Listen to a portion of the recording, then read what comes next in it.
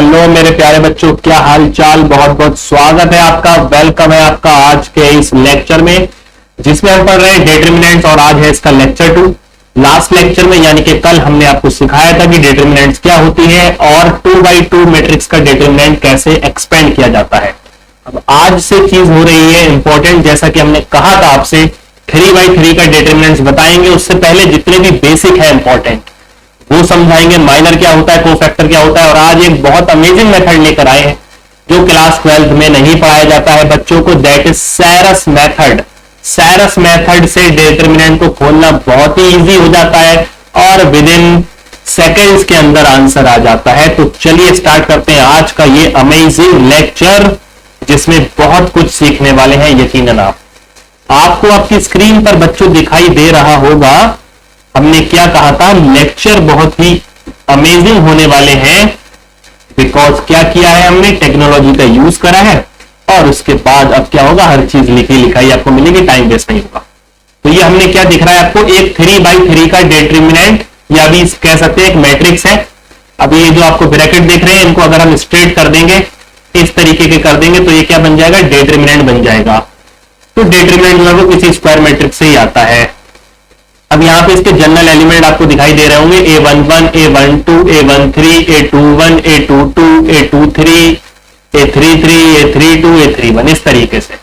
अगर आपने माइनर और कोफैक्टर सीख लिया तब आपको डिटरमिनेंट एक्सपेंड करना आसान हो जाएगा। जनरली होता क्या है मैं आपको बताऊं कि माइनर और कोफैक्टर ये एक्सपेंड करना पहले सिखा देते हैं टीचर्स और माइनर और कोफैक्टर बाद में सिखाते हैं, क्योंकि होता क्या है ना, बुक्स में ये बाद में प्रिंट है। एनसीईआरटी की बुक लीजिए, आप आरडी शर्मा की बुक लीजिए, कोई भी बुक, ये 2 फेमस बुक है क्लास 12 में बच्चों के लिए। तो इसमें क्या है, इन्होंने बाद में प्रिंट किया है कोफैक्टर्स को और माइनर्स को, बट मैं आपको यहाँ पे पहले सिखाऊंगा कोफैक्टर्स और माइनर्स, जिससे बहुत ही आसान हो जाएगा, यकीन मानिए। ठीक है, तो सबसे पहले हम पढ़ते हैं कि माइनर्स ऑफ अ डिटरमिनेंट का मतलब क्या है। देखो माइनर हर एलिमेंट का होता है, जैसे कोई जनरल एलिमेंट होता है बच्चों ए आई जे, ith रो जेथ कॉलम, ऐसे माइनर होगा एम आई जे, ith रो जेथ कॉलम। ए आई जे का जो माइनर होगा वो क्या कहलाएगा, एम आई जे कहलाएगा। अब देखो इसकी डेफिनेशन लिखी हुई है हमने यहां पर, ध्यान से देखो स्क्रीन पर।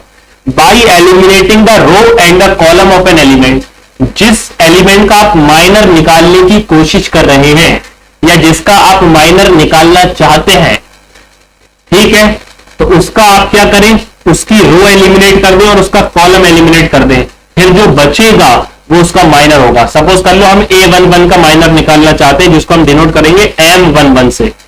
समझ में आ रही बात, माइनर ऑफ 11 एलिमेंट। तो होगा क्या, देखो 11 वाला क्या होगा, इसका कॉलम एलिमिनेट कर दो और इसकी रो एलिमिनेट कर दो, तो ये एक डिटरमिनेंट बचेगी। इसको सब डिटरमिनेंट भी बोलते हैं, a11 की सब डिटरमिनेंट या इसका माइनर। तो ये क्या बचा, ये बचा a22, a32, a23 और a33। बात समझ में आ रही है? हाँ जी, चलो इनका कलर चेंज कर लेते हैं, कल येलो में ज्यादा मजा आया था तो येलो ही रख लेते हैं। ठीक है, तो ये इसका क्या कहलाएगा बच्चों, माइनर कहलाएगा। अब ये 2x2 का एक क्या बन गया, डिटरमिनेंट बन गया। कैसे बोलते हैं इसको, product of principal diagonal minus of diagonal, यानी कि ये क्या बन जाएगा, ये बन जाएगा a22 into a33 minus a32 into a23। तो ये जो भी आंसर आएगा निकल के, यही आंसर क्या कहलाएगा, m11, यानी कि minor of a11। a11 element का माइनर कहलाएगा। अगर आपको a22 का माइनर निकालना है, सपोज कर लो, तो इसकी रो ये वाली, इस रो को छोड़ दो और इसका कॉलम ये वाला, इसका कॉलम छोड़ दो, तो इधर क्या बचेगा, मान लो मैं क्या निकाल रहा हूं, अभी यहां पे दिखा देता हूं, m22 निकाल रहा हूं, m22 यानी कि माइनर ऑफ 22 क्या आएगा, a11, इसका रो इसका कॉलम छोड़ दिया है, a31, a13, a33। बाकी इसको आप सॉल्व कर ही लेंगे। माइनर क्यों सिखा रहा हूं आगे बताऊंगा जब मैं इसको एक्सपेंड करूंगा। तो जल्दी से बता दो भैया कि माइनर समझ में आया कि नहीं आया। क्या होता है माइनर, किसी भी एलिमेंट का माइनर, उस एलिमेंट की आपको क्या करना है, रो को एलिमिनेट करना है और उसके कॉलम को एलिमिनेट करना है। जो डिटरमिनेंट बचेगा उसको हम सब डिटरमिनेंट भी बोलते हैं और माइनर भी बोलते हैं। अब वो सब डिटरमिनेंट, जैसे सपोज कर लो अभी मैं 2x2 का ही ले लूं, अगर इसका तो बड़ा आसान है, a11, a12, a21, a22, ये मैंने कोई डिटरमिनेंट ले लिया जिसको डेल्टा से प्रेजेंट कर देते हैं। अब अगर मैं आपसे पूछ रहा हूं m11 बता दो, आई बन गया ये 1 1, तो इसका रो इसका कॉलम छोड़ दो तो बस ये A22 हो गया, डायरेक्ट आंसर ही आ गया। बात समझ में आ रही है, क्योंकि सिंगल एलिमेंट बता, और सिंगल एलिमेंट की डिटरमिनेंट कल आपको सिखा दी थी, determinant of 1 into 1 matrix, same answer आ जाता है, तो वो आ गया आपका A22 ही आ गया वापस से। तो 2 into 2 मैट्रिक्स के जो माइनर है वो तो बड़े आसान है, एक सिंगल एलिमेंट आएंगे। बट जब हम 3/3 की क्या निकालेंगे, कोई मैट्रिक्स बनाएंगे और उसका जब डिटरमिनेंट बनाएंगे तो उसके माइनर कैसे आएंगे। मान लीजिए मुझे इसका निकालना है, A21 का निकालना है, तो इसका मैं क्या छोड़ दूंगा, रो छोड़ दूंगा, इसका कॉलम छोड़ दूंगा, क्या बचेगा, यहां पे बचेगा, मैंने किसका निकाला है, 21 का निकाला, तो M2 लिखूंगा, माइनर ऑफ 21, यानी कि दूसरी रो का पहला एलिमेंट क्या आएगा, इसकी रो इसका कॉलम छोड़ दीजिए, क्या बचा था, A12, A13, A32, A33, इसको रूल के अकॉर्डिंग सॉल्व कर लेंगे, तो या तो ये इसका सब डिटरमिनेंट भी कहलाएगा और ये इसका माइनर भी कहलाएगा। तो एक एक्सरसाइज है हमारी एनसीईआरटी की, उसमें माइनर कैलकुलेट करवाए हैं, तो माइनर तो हम पहले सीख लेंगे ना, और अगर माइनर सीख लिए तो डिटरमिनेंट को एक्सपेंड करना या उसको बोलना बड़ा आसान हो जाएगा। अदरवाइज ये बोलना पड़ेगा, इस रो को छोड़ो, इसको छोड़ो, उसकी मल्टीप्लाई कराओ, इसकी मल्टीप्लाई कराओ, वगैरह वगैरह फालतू की चीजें। तो भाई सीक्वेंस को बदलने में क्या जा रहा है, हम पहले माइनर पढ़ लेते हैं, दिक्कत क्या है ये बताइए, समझ आ रही है बात। तो माइनर इसको बोलते हैं, जब हम किसी एलिमेंट के रो और कॉलम को एलिमिनेट करके एक सब डिटरमिनेंट को कैलकुलेट करेंगे तो वो जो नंबर आएगा वो उस एलिमेंट का, किस एलिमेंट का, जिसकी हमने रो और जिसका हमने कॉलम एलिमिनेट करा था, इसका और इसका, इसका। हाँ जी, तो ये जो एलिमेंट है हमारा, इसका वो क्या कहलाएगा, माइनर कहलाएगा। चलिए आगे बढ़ते हैं, आगे आता है कोफैक्टर। ठीक है, येलो व्हाइट पे दिख नहीं रहा है तो अभी थोड़ी देर के लिए तो रेडी ले लेते, क्वेश्चन में ले लेंगे येलो।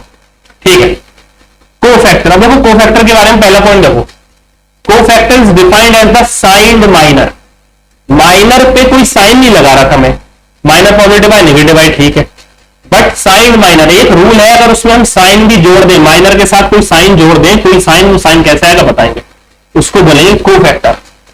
तो जैसे माइनर होता है MIJ, ऐसे ही कोफैक्टर होता है CIJ, यानी कि किसी एलिमेंट का कोफैक्टर निकालना है ith रो jth एलिमेंट, तो उसको CIJ से डिनोट करेंगे। अब हम CIJ का फॉर्मूला बता रहे हैं, आपको पढ़ा होगा आपने शायद। CIJ बराबर होता है -1 की पावर I प्लस J, साथ में MIJ बच्चों बस, यानी कि माइनर अगर आपको आ गया तो कोफैक्टर अपने आप ही आ जाएगा। देख लो भैया, बिंदास सामने स्क्रीन पे दिखाई दे रहा है। कहने का मतलब है, जैसे सपोज कर लीजिए अगर मैंने A11 का निकाला, क्या निकाला, कोफैक्टर निकाला, इसका रो छोड़ दिया, इसका कॉलम छोड़ दिया, तो इसका ही डिटरमिनेंट जो था यही आंसर रहेगा, बट साथ में -1 की पावर I प्लस J करके देख लेना। अब सर ये IJ क्या है, जिस एलिमेंट का आप निकाल रहे हैं कोफैक्टर, किसका निकाला है मैंने, A11 का, तो ये I हो गया और ये J हो गया, तो -1 की पावर 1 प्लस 1 करोगे तो क्या आएगा, 2 आएगा। तो मैं तो ऐसा बोलता हूं कि अगर I प्लस J की वैल्यू, बस आप इतना देख लो, I प्लस J की वैल्यू इवन है, तो आपको आगे जो आंसर रखना है वो प्लस का रखना है, प्लस, समझ गए, तो साथ में MIJ से मल्टीप्लाई कराएंगे। और अगर I प्लस J की वैल्यू कैसी है, ऑड है, तो माइनस का साइन आएगा, तो माइनस MIJ हो जाएगा। कौन, जो CIJ होगा, यानी कि कोफैक्टर जो हमारा होगा। तो कोफैक्टर यानी कि किसके इक्वल होता है, माइनर के इक्वल होता है, बट उसमें प्लस माइनस का साइन देखना पड़ता है। जैसे अगर मैं बात करूं A12 का निकालूं, तो 1 प्लस 2 कितना हुआ, 3 हुआ, 3 कैसा है, ऑड है, ऑड में कैसा रहेगा नंबर, नेगेटिव आ जाएगा, क्योंकि -1 की पावर 3 करूंगा तो माइनस आ जाएगा, -1 की पावर 1 प्लस 3 इवन है, प्लस हो जाएगा। तो इसीलिए आगे जाके बच्चों को क्या करते हैं, रटाया जाता है कि बेटा जब आप रो 1 के अबाउट खोलेंगे डिटरमिनेंट को, अभी मैं आगे दिखाऊंगा, यहां प्लस लेना, यहां माइनस लेना, यहां प्लस लेना। अरे भाई क्यों लेना, वो कोफैक्टर के रूल से आया है, जो प्लस माइनस आता है। अगर आपने थोड़ा बहुत आगे पढ़ा है तो आप मेरी बात को समझते होंगे, क्योंकि थोड़ा बहुत तो अपने स्कूल में पढ़ लिया होगा, उसके बाद ये लेक्चर मेरा आप देख रहे होंगे, पहली बार देख रहे हैं तो सो गुड सो बेटर है, कोई दिक्कत आने ही नहीं दूंगा। बात समझ रहे हैं, तो बच्चों को रटाया जाता है, प्लस माइनस प्लस ऐसे चलता है, और ये भी रटाया जाता है R1 के अबाउट खोल लो, यानी कि पहली रो के अबाउट सारे लोग डिटरमिनेंट्स खुलवाते हैं। मैं आपको 6 और एक सेरफ मेथड, यानी कि आज 7 तरीके बताने वाला हूं डिटरमिनेंट्स को ओपन करने के, तो बने रहो, एंड तक बने रहो, ये लेक्चर समझ में आ रही बात। तो यहां से मैं CIJ समझ में आ गया। CIJ क्या है, माइनर के साथ अगर हम ये साइन अकॉर्डिंग लेने लगे, किस तरीके से लेना है साइन, -1 की पावर I प्लस J, और उसकी मल्टीप्लाई माइनर से ही करा दे। माइनर क्या है, पीछे समझा चुके हैं, तो इसी को हम उस एलिमेंट का क्या बोलेंगे, कोफैक्टर बोलेंगे। तो जिस स्क्वायर मैट्रिक्स में या जिस डिटरमिनेंट में जितने एलिमेंट होंगे उतने ही उनके कोफैक्टर बनेंगे और उतने उनके क्या बनेंगे, माइनर बनेंगे। सीधी सी बात है, बात समझ में आ गई? हाँ सर कुछ तो आ गई, कुछ तो आ गई। सही है, चलिए अच्छा एक एग्जांपल ले लेते हैं, एक एग्जांपल लेते हैं। सपोज कर लो एक हमारे पास डिटरमिनेंट है 1 2 3 0 5 6 7 2 9, ऐसा कर लेते हैं। और हमने कहा हमें कुछ वैल्यू निकाल के दीजिए, आप हमें वैल्यू निकाल के दीजिए C22 की, यानी कि कोफैक्टर ऑफ 2 एलिमेंट। 2 कौन सा वाला, ये वाला। इसका छोड़ दो रो और इसका छोड़ दो कॉलम, और -1 की पावर क्या लोगे, 2 + 2। क्या बताया था, वैसे तो इवन और देख लिया था, 2 और 2 4 है तो प्लस आएगा, लेकिन चलिए लिख देते हैं। उसके बाद सब डिटरमिनेंट कौन सा बचा, 1 और 7 3 और 9। बात समझ में आ रही है बच्चों को? हाँ बिल्कुल सही है, आ रही है तो लाइक का बटन दबा दो।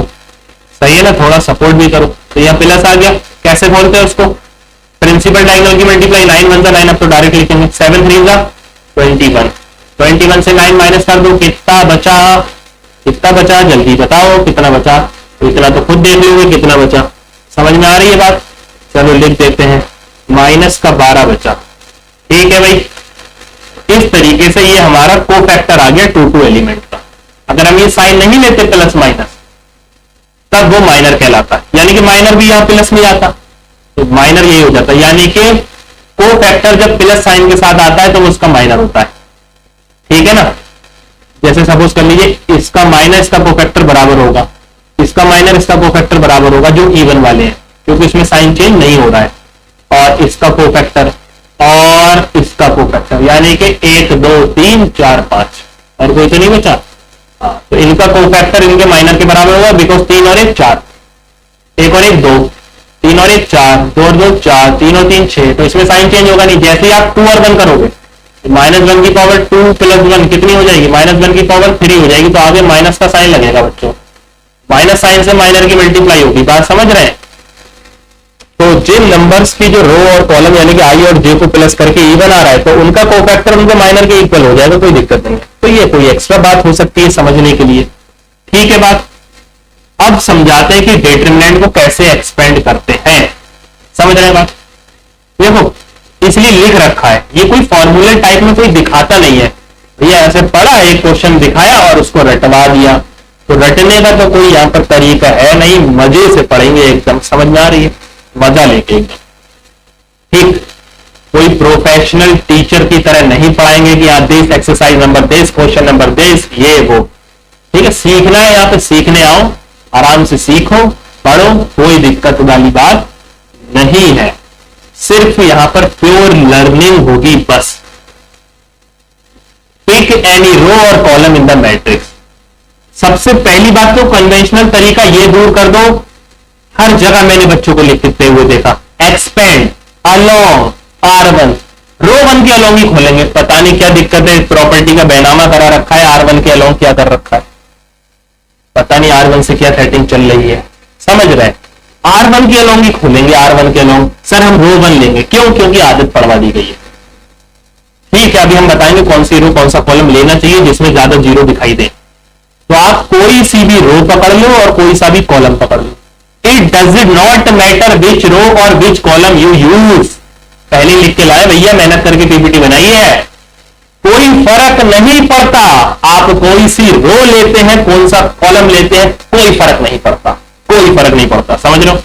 ऐसा तो मैं साउंड नहीं कर रहा हूं जैसे मैं टीवी पे बैठ के पत्रकार की तरह लड़ाई लड़ रहा हूं, ऐसा तो नहीं लग रहा है ना? चलो ऐसा मत सोचना यार बस। The answer will be the same for any row, answer हमेशा सेम आएगा, आप डिटरमिनेंट कैसे भी खोलिए। तो हम तो उसी तरीके से खोलेंगे ना भैया, जैसे हमको इजी पड़ेगा, जैसे हमको आसान लगेगा, वैसे ही तो खोलेंगे ना। सही बात है।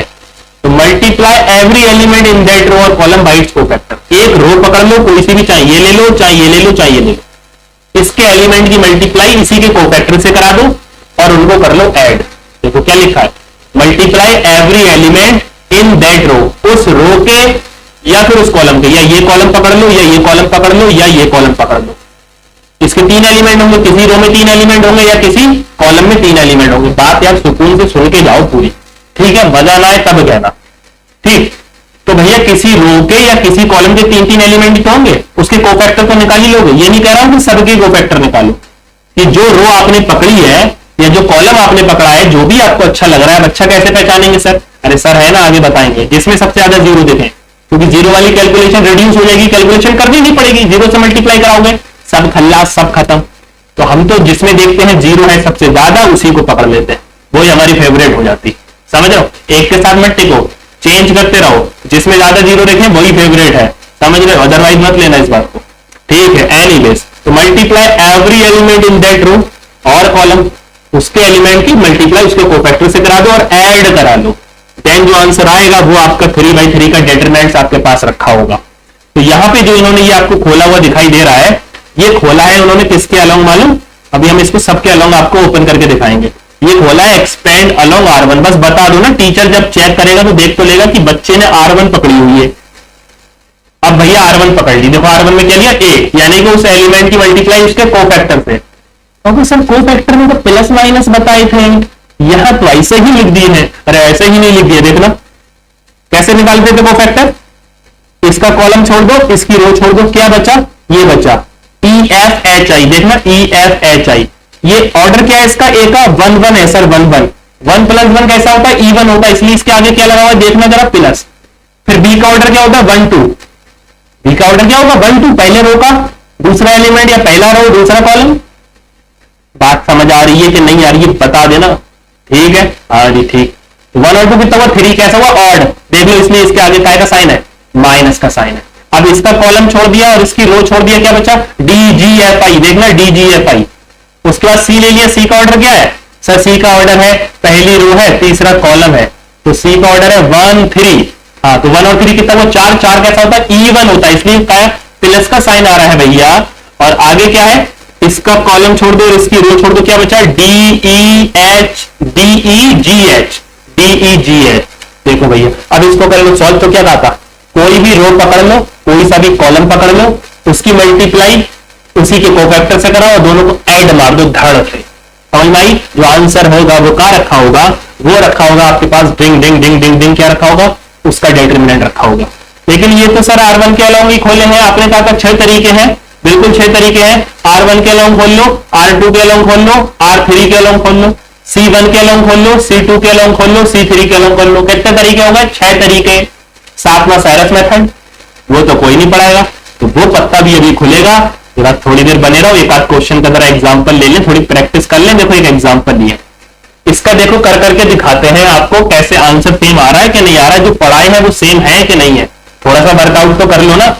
पता है क्या हुआ? जिम में क्या होता है? जिम जिम जिम सब जानते ही हैं जिम।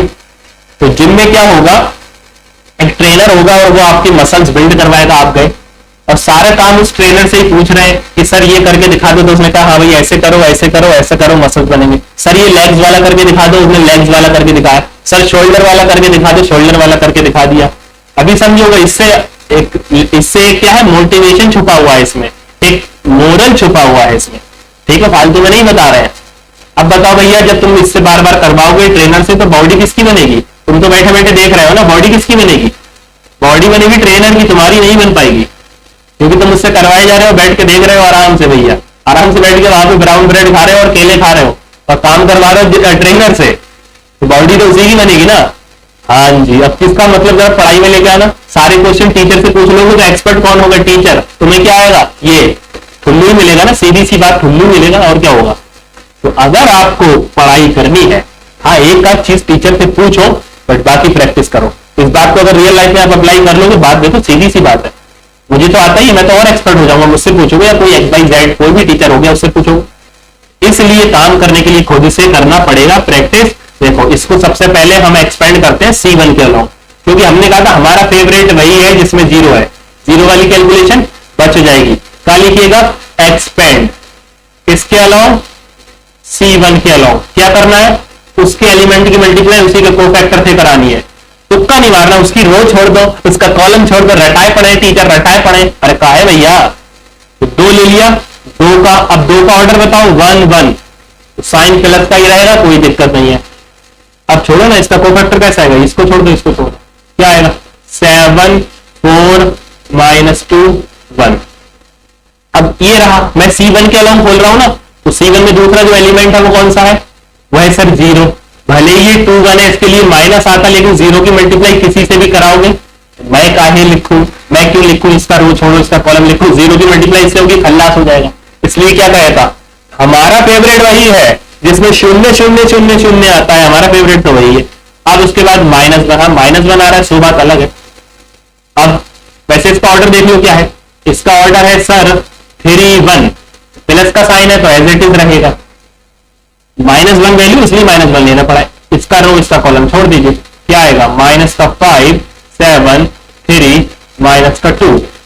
चलिए आगे चलते अब सॉल्व कर लीजिए। 2 क्या आएगा, 7 1 7, माइनस का साइन लगता है, फिर एक माइनस और आता है। अच्छा यार कलर चेंज कर देते हैं, ठीक है। तो माइनस और 4 2 -8, तो ये हो गया +8, 0 वाला खल्लास हो गया, प्लस माइनस -1 आगे लग गया, और -5 की -2 से कराएंगे, प्लस का 10 हो जाएगा, और फिर माइनस का साइन आएगा, 7 3 21 हो जाएगा। 8 और 7 15, 15 की 2 से कराइए, क्या बनेगा, 30 बनेगा। 10 में से 21 गया, माइनस का 11 और माइनस आ गया है तो +11 हो गया, तो 30 और 11 आंसर यहां पे लिख देते हैं। फिर देखेंगे दूसरे तरीके से सेम आएगा कि नहीं आएगा। 41 आंसर हो गया बच्चों, कितना आंसर हो गया, 41, याद रखना। अब देखो आंसर यहां पहले ही लिख लेते हैं 41। चलो अब किसके अलॉन्ग, एक के अलॉन्ग और खोल के दिखा देता हूं, 6 तरीके बताए थे। चलो ऐसा करते हैं, इसको खोलते हैं, एक्सपेंड अलॉन्ग R2, रो 2 के अलॉन्ग खोलते हैं, ये रो है, ठीक है। पहला वाला तो 0 है, कुछ भी आए कोई फर्क नहीं पड़ता।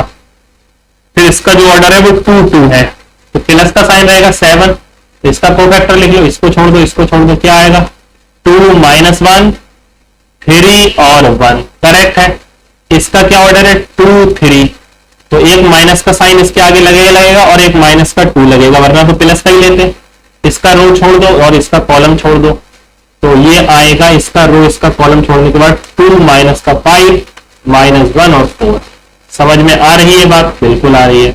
7 मल्टीप्लाई कराओ, 2 1 2, फिर माइनस और माइनस का 1 3 -3, तो ये +3 हो जाएगा बच्चों, माइनस माइनस +2 हो जाएगा, 2 4 8 हो जाएगा, -5 की -1 से कराओगे, प्लस का 5 आगे तो -5, तो 3 और 2 5 और 7 5 35, प्लस 8 में से 5 गए, 3 बचे और 2 की 3 से मल्टीप्लाई कराई 6 होगा, 35 और 6 41 होगा। देखना आंसर सेम आ रहा है कि नहीं।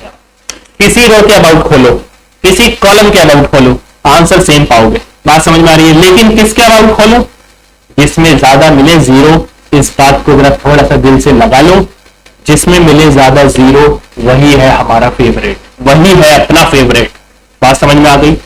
तो ये 6 तरीके हो सकते हैं, रटना कुछ नहीं है कि हाँ भाई इसको बाद में पढ़ाएंगे, इसको प्रॉपर्टी में पढ़ाएंगे। अच्छा एक मजे की बात बताओ, यहीं पे नोट पॉइंट बताओ, नोट पॉइंट बताओ। ऐसा करते हैं, इसको फिर से लाल कर देते हैं। अगर ये सारे 0 हो जाए, क्या हुआ भाई, इंक कलर, चलो चेंज नहीं, कोई बात। देखो सुनो, अगर ये डिटरमिनेंट है और इसमें एक एलिमेंट यानी कि एक रो के या एक कॉलम के सारे एलिमेंट 0 हो जाए, तो हम तो उसी का अबाउट खोल लेंगे, उसी का अबाउट खोलेंगे, तो ये 0 ये 0 ये 0, तो उस डिटरमिनेंट की वैल्यू ही 0 आ जाएगी। किसी को कोई कह देगा ये प्रॉपर्टी है, मैं तो कहूंगा रटाया है फिर किसी ने। प्रॉपर्टी है, किस बात की प्रॉपर्टी, किस बात की प्रॉपर्टी, ऑब्जर्वेशन है ये, आपने खुद बनाई है प्रॉपर्टी, किसी का कोई एहसान नहीं। बात समझ में आ रही है। तो आज से एक बात याद रखो कि किसी भी कॉलम या किसी भी एलिमेंट के अगर सारे एलिमेंट किसी भी रो या किसी भी कॉलम के सारे एलिमेंट 0 होते हैं, तो उस डिटरमिनेंट की वैल्यू भी 0 होगी, 0 होगी। इसमें कोई बहुत बड़ी बात नहीं है। क्लियर हो रही है बच्चों, बिल्कुल स्प्राइट की तरफ क्लियर चल रहा है। अच्छा जी, सैरस मेथड आ गया है। अब पढ़ा है भाई, सैरस मेथड बहुत गजब की चीज है। उसके बाद एनसीईआरटी एक्सरसाइज करेंगे, ठीक है भैया। चलो, सैरस मेथड फॉर एक्सपेंडिंग डिटरमिनेंट देख रहे हो, बहुत बढ़िया करके लिखे हैं यार आपके लिए। क्या लिखे हैं, ऐसा करते हैं, इनका कलर, हाँ अब हो गया, ठीक। सैरस मेथड फॉर एक्सपेंडिंग डिटरमिनेंट। सैरस जो थे वो एक फ्रेंच मैथमेटिशियन थे जिनका जन्म 10 मार्च 1798 में हुआ और जिनकी मृत्यु 1861 में हो गई। यानी कि 63 साल भी जिए बेचारे, और इन्होंने एक काम किया, डिटरमिनेंट किसी 3/3 या 4/4 मैट्रिक्स के डिटरमिनेंट को एक्सपेंड करने के लिए एक मेथड बनाया। बहुत ही बिंदास, बहुत ही मस्त मेथड एकदम। ये जो इतना लंबा चौड़ा काम जो करना पड़ रहा था, ये कुछ भी नहीं करना पड़ेगा और एक ही बारी में आंसर आ जाएगा। अच्छा एक बात बताएं, एक पिक्चर आपके लिए ऐड किए हैं, बताओ ये क्या है? ये देखो ये क्या है, बताइए। डिटरमिनेंट चैप्टर में ये कहां से आ गया? जल्दी बताओ ये क्या है? हमारे गांव में इसको बोलते हैं, पता है क्या बोलते हैं? हमारे गांव में इसको बोलते हैं सारस। चिड़िया है ना, ये पक्षी होता है सारस पक्षी, तालाब के किनारे मिलता है और इनका नाम भी सारस है। मुझे पहली बार जब बताया ना, मैंने पहली बार जब पढ़ा सारस मेथड, सारस बोला, मैं तो समझा ये सारस, ये पक्षियों ने कब से अपना मेथड बना दिया। फिलहाल मजे की बात है, ये मैं आपको सिर्फ ऐसे ही दिखा रहा हूं, फनी लेक्चर, जिससे आपको थोड़ा सा मजा आए। तो ये चिड़िया जो है ना, ये जो पक्षी है, इसको सारस बोलते हैं। ये बड़ा ऊंचा होता है, इसके जो पैर होते हैं बड़े ऊंचे होते हैं ना, तालाब के किनारे मिलता है, मछलियां पकड़ पकड़ के खाता है। तो ये सारस नहीं है, ये सारस और है, ठीक है, ये मैथमेटिशियन और है फिलहाल। एनीवेज, तो इन्होंने एक मेथड बनाया। इन्होंने कहा जो 3/3 का जो डिटरमिनेंट है, A11, A12, A13, A21, A22, A23, A31, A32, A33, सही है बात? बिल्कुल सही है बात। तो इन्होंने ये कहा कि आपको क्या करना है, इसके साथ में ये बीच वाले को छोड़ दो, सॉरी बीच वाले को बोल रहा हूं, इस वाले को छोड़ दो, ये जो साइड में लिखा है इसको छोड़ दो, मतलब इसको बीच में ले आओ। इस कॉलम को और इस कॉलम को दोबारा लिख दो, मतलब ये तीसरे कॉलम को छोड़ दो और ये स्टार्टिंग के दो कॉलम दोबारा लिख दो। उसके बाद इनकी डायगोनली मल्टीप्लाई कराओ। तब सर डायगोनल की मल्टीप्लाई किधर से कराएं? इधर से कराएं, इधर से भी तो हो रहा है ना, कि इधर से कराएं। तो प्रिंसिपल डायगोनल से स्टार्ट करो, यानी कि इसके डायगोनल में 3 एलिमेंट आ रहे हैं, देखो इसके बाद ये आ रहा है, इसके बाद ये आ रहा है, ये वाली लाइन देखो, A11, A22, A33, जो भी आंसर आए वो यहां लिख लो। फिर A12 की A23 से A31 से यहां है, लिख लो। 3 प्रिंसिपल, डायगोनल पूरा 3 एलिमेंट का बनना चाहिए। तुम सोचो कि इसकी इससे करा लें, नहीं चलेगा, इसमें 3 एलिमेंट नहीं है बच्चों, समझ में आ रही बात? तो स्टार्टिंग के 2 कॉलम उठा के इधर रख देने हैं, जैसे कि ये रखे हुए, बात समझ में आ रही है? स्टार्टिंग के 2 कॉलम उठा के इधर रख देने हैं, तो 5 कॉलम हो जाएंगे, बीच वाला ये तीसरा कॉलम बच जाएगा। तो प्रिंसिपल डायगोनली मल्टीप्लाई कराओ, डायगोनल में 3 एलिमेंट आना चाहिए, तो पहला, दूसरा और ये तीसरा, इसके इससे और इसके इससे मल्टीप्लाई करा के इसको भी रख दो और तीनों को प्लस में लिख लो, मतलब तीनों को प्लस कर लो। बाकी फिर ऑफ डायगोनल से स्टार्ट करो, चाहे मैं बोलूं इधर से कर दो, इसकी मल्टीप्लाई इससे कराओ, इसकी मल्टीप्लाई इससे कराओ, यानी कि A12 की A21 से और उसके बाद A33 से, फिर A11 की A23 से, फिर जो भी आंसर आए 32 से, फिर A13 की A22 से, फिर जो भी आंसर आए A31 से, और ये सारे माइनस में, या इनको प्लस कर लो, बाद में माइनस लिख लो। तो ये सारे प्लस करके और ये सारे प्लस करके और ऊपर वाले से नीचे वाले माइनस करा दोगे, डायरेक्ट आंसर आ जाएगा डिटरमिनेंट का, डायरेक्ट आंसर। चलो अब देखते हैं आएगा या नहीं आएगा, सारस मेथड से करके देखेंगे ये वाला सवाल, जिसका आंसर आया था 41, 40 और 1 41, सही है, 40 + 1 41। ये सवाल करके देखेंगे सारस मेथड। तो सारस भाई ने क्या कहा, इन्होंने कहा कि ये वाले को तीसरा बना लो, इस वाले को दोबारा लिख दो, किसको? 2 0 -1, उसके बाद माइनस का 5 7 और 4, ठीक है। प्रिंसिपल डायगोनल से मल्टीप्लाई कराओ, इसकी मल्टीप्लाई से, इसकी मल्टीप्लाई से, 2 7 का 14, 14 1 का 14, चलो सही है, समझ गए आप? समझ गए होगा। इसकी मल्टीप्लाई से, इसकी मल्टीप्लाई से, -5 2 जा माइनस माइनस प्लस का 10 और मल्टीप्लाई -1 से कराई तो वापस से माइनस का 10 हो गया, फिर प्लस 3 0 का 0 0 4 का 0, फिर 0, ठीक है, फिर इधर माइनस लगेगा, क्लियर है? आप ऑफ डायगोनल चाहे इधर से चल लो चाहे उधर से आ जाओ, -5 0 का 0 1 का 1, ये भी 0 हो गया, प्लस, चलो आ जाओ आ जाओ आ जाओ, इधर से आ जाओ, इधर से आ जाओ, कौन सा बच्चा? ये बच्चा, -2 की सॉरी 2 की -2 से कराओ, कितना बच जाएगा? 2 2 का 4 माइनस और 4 4 का 16, किसका बनेगा? माइनस का 16 बनेगा, याद रखना ये माइनस का 16, ठीक है। चलो चलो चलो चलो चलो, उसके बाद क्या करोगे? तीसरा वाला, इसकी मल्टीप्लाई होगी, इसकी मल्टीप्लाई होगी, इसकी मल्टीप्लाई करो, 3 7 का 21, 21 की माइनस से कराओगे तो माइनस का ही 21 आ जाएगा, कोई दिक्कत नहीं? कोई दिक्कत नहीं। 14 में से 10 गए, कितना बचा? 4 बचा, माइनस और माइनस प्लस का 16 हो गया और माइनस और माइनस प्लस का 21 हो गया। देखना फट से अंतर आ गया, 16 4 20 और 21 41। अब बताओ हाउ वाज द जोश? जल्दी बोलो, अब मजा आया कि नहीं आया? तो कहीं भी एमसीक्यूज में अगर आंसर आ जाए सैरफ मेथड लगा दो, ये चीज नहीं है आज के लेक्चर में। इस पे एक लाइक तो ठोकी दो कम से कम, एक फ्रेंड को तो शेयर कर ही दो। मेहनत कर रहे हैं, रात के समय हो रहा है, बताएं समय हो रहा है रात के 2 बज रहे हैं और ये लेक्चर हम कर रहे हैं शूट सिर्फ बिकॉज ऑफ यू। ठीक है, तो इस मेहनत पे थोड़ा सा सपोर्ट कर दोगे, कोई दिक्कत तो है नहीं। एनीवेज चलो कर दो, मन करे तो कर दो, कोई बात नहीं। थोड़ा की भी अगर फायदा लग रहा है, हेल्प हो रही तो कर दो। तो ये था सैरस मेथड। देख लो कितने मजे का मेथड बनाया भाई, बिल्कुल जू जू सवाल हो जाना है। मैं ये समझा था इन पक्षियों ने बनाया। फिलहाल confusion, let's evaluate by Sarrus method. चलो एक एग्जांपल, अच्छा इसको तो सॉल्व करके आए हैं यार, आगे हमने पीपीटी बना रखी थी, हमको ध्यान ही नहीं था, हमने पीछे जाके सॉल्व कर दिया। कोई बात नहीं, समझ में आ चुका है सभी को। अब एनसीईआरटी एक्सरसाइज 4.3 का क्वेश्चन नंबर 4 आ चुका है, एक्सरसाइज 4.1 का, सॉरी जो क्वेश्चन कल के लेक्चर में रह गए थे 3x3 वाले, वो आ गया। अगर आपको बच्चों याद हो, पहले तो एक चीज याद कर लो, अगर आपको याद हो के ए का मॉड हमने आपको बताया था के की power n mod A, where n is the order of that matrix या डिटरमिनेंट। अगर हम किसी भी मैट्रिक्स में किसी स्केलर से मल्टीप्लाई कराएं और उसका मॉड निकालें मल्टीप्लीकेशन के बाद, तो वो आंसर आएगा, उसका मॉड निकालें और उसकी मल्टीप्लाई फिर के की पावर एन से कराएं। के की पावर एन का मतलब क्या, एन जो है वो उसका ऑर्डर है, 3 रो है या 3 कॉलम है, 2 रो है 2 कॉलम है, यानी कि हर रो में मल्टीप्लाई हो जाती है उसकी, 3 रो है 3 बार हो जाती है, तो पावर में 3 आ जाता है। कैसे, इसका प्रूफ कराऊंगा जब मैं प्रॉपर्टीज ऑफ डिटरमिनेंट पढ़ाऊंगा नेक्स्ट लेक्चर में, चिंता मत करो, एक एक प्रॉपर्टी का प्रूफ कराऊंगा। प्रॉपर्टी में 3 लेक्चर बनेंगे विद प्रूफ, सही है। फिलहाल देखो यहां पे था 3 और कितना ऑर्डर है इसका, 3 इंटू 3, तो बताना जरा के की वैल्यू होगी 3 की पावर एन यानी कि 3 कितना हुआ 27। यार ये तो पहले बताता कौन है, ये पहले बताता कौन है, पढ़ा देते हैं। ऑब्जर्वेशन 0 चल रही है बच्चों की, तो काहे 0 चल रही है, यहां तो समझाया जाएगा भाई, यहां तो पढ़ाया जाएगा, पढ़ने वाला ही टिकेगा यहाँ पर। ठीक है, मजे आएंगे, पढ़ना है तो पढ़ो, मजे बहुत आएंगे हमारे साथ, इस बात को याद रखना। फॉलो करो, रेगुलर लेक्चर मिलेंगे आपको अगर आप सही से पढ़ने वाले व्यक्ति हैं तो। फिलहाल देख रहे हो, अब मजे की बात देख रहे हो, 2 0 मिल रहे हैं आपको C1 में और R3 में भी आपको 2 0 मिल रहा है, यानी कि सिर्फ एक कैलकुलेशन करानी है।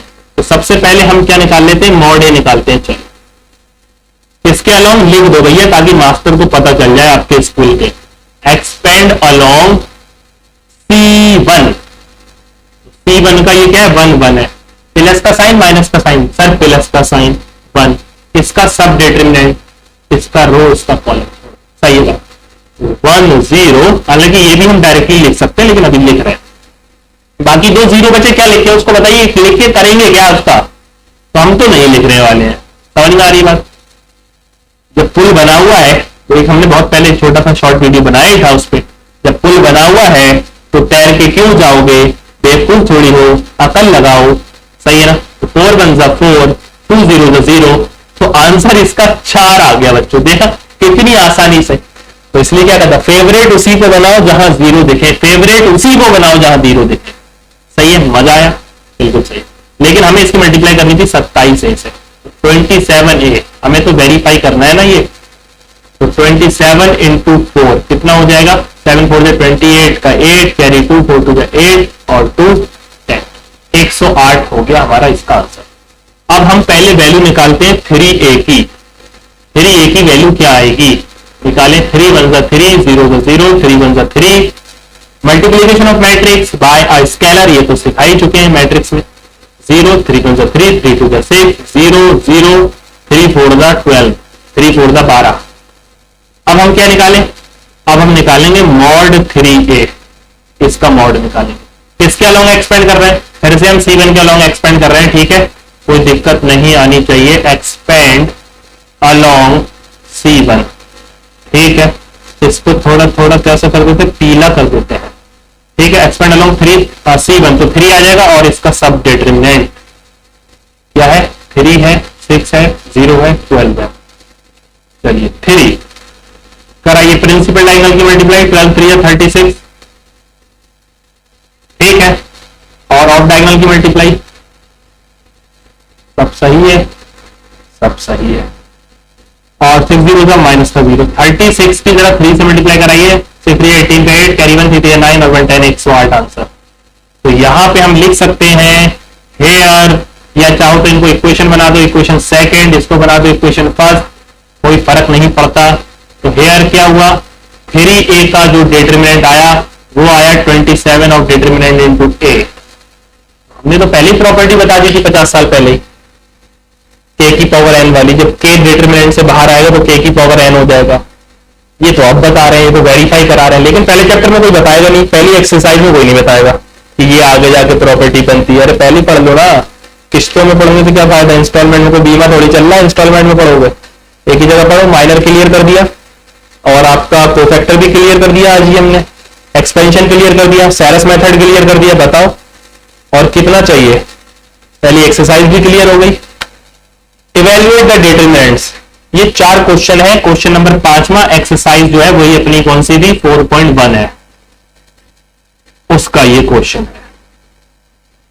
करें भाई, कर लेते हैं, सैरस मेथड से करें, कोई से मेथड से करें, जो आपका मन करे उससे करेंगे। तो आप प्रैक्टिस के लिए करिएगा होमवर्क में, सही है ना। एक आध क्वेश्चन कर लेते हैं फिलहाल। पहला वाला हम इसको एक्सपेंड कर लेंगे बच्चों, एक्सपेंड से ही काम चला लेंगे अभी। एक्सपेंड अलोंग R2, देख रहे हो R2 मेरी फेवरेट बन गई इस बार यार। ये क्यों बन गई, क्योंकि इसमें मेरे प्यारे प्यारे 2 जीरोस हैं, तो बचेगा सिर्फ हमें किसको सॉल्व करना पड़ेगा, -1 को। -1 का ऑर्डर क्या है, -1 का ऑर्डर है सर 2 और 3। तो -1 के आगे एक माइनस का साइन लगेगा, क्योंकि 2 और 3 होता है 5 और 5 होता है ऑड, और ऑड का कोफैक्टर होता है नेगेटिव। जू जू जू जू जू, समझ में आ गई बात, बिल्कुल बेहतरीन समझ में आएगी। तो इसका छोड़ दिया रो और इसका छोड़ दिया कॉलम, क्या बचा, सब डिटरमिनेंट में 3 -1 और 3 और माइनस का 5, माइनस माइनस प्लस हो ही गया, 1 का तो 1 रहेगा ही रहे। प्रिंसिपल डायगोनल 3 5 माइनस का 15, माइनस ऑफ डायगोनल 3 1 -3 और माइनस एक और था +3 हो गया, -15 +3 कितना बचा, माइनस का 12 बचा। ये आ गया अपना आंसर। बताओ क्या मेहनत करनी पड़ रही है इसमें, मुझे बता दो आप। समझ आ रहा है, बिल्कुल बिंदास समझ आ रहा है। तो ये 3 क्वेश्चन जरा प्रैक्टिस में मार दो बहुत जल्दी, जो मन करे, जो सा मेथड मन करे वो करो। अच्छा एक क्वेश्चन चलो और कर लेते हैं, एक क्वेश्चन और कर देते हैं, ऐसे बैठे बैठे आंसर निकालेंगे, इसको हटा देते हैं। सैरस मेथड से करेंगे, सैरस मेथड से। तो 3 4 5 है, एक और लिख लो, 3 लिख लो, 1 लिख लो, 2 लिख लो, -4 लिख लो, 1 लिख लो और 3 लिख लो। प्रिंसिपल डायगोनल जरा लाओ, हाँ भाई 3 बन जा 3, 3 आ रहा है प्लस -4 2 का माइनस की 2 से कराओगे मल्टीप्लाई का आएगा, तो 4 दूनी 8 हो जाएगा प्लस का, और ये 16 हो जाएगा। फिर तीसरा लाओ, 5 बन जा 5, 5 3 जा 15। देख रहे मजा कितना आ रहा है। क्या इससे पहले सैरस मेथड के बारे में आप जानते थे, कमेंट में जरूर बता देना। जानते थे तो 100 बेटर, नहीं जानते तो और मजे की बात है। ठीक है, अब चलो ऑफ डायगोनल ले लो, चाहे इधर से ले लो चाहे इधर से ले लो, सही है बात, किधर ही से ले लो, किधर ही से ले लो, कोई फर्क नहीं पड़ता।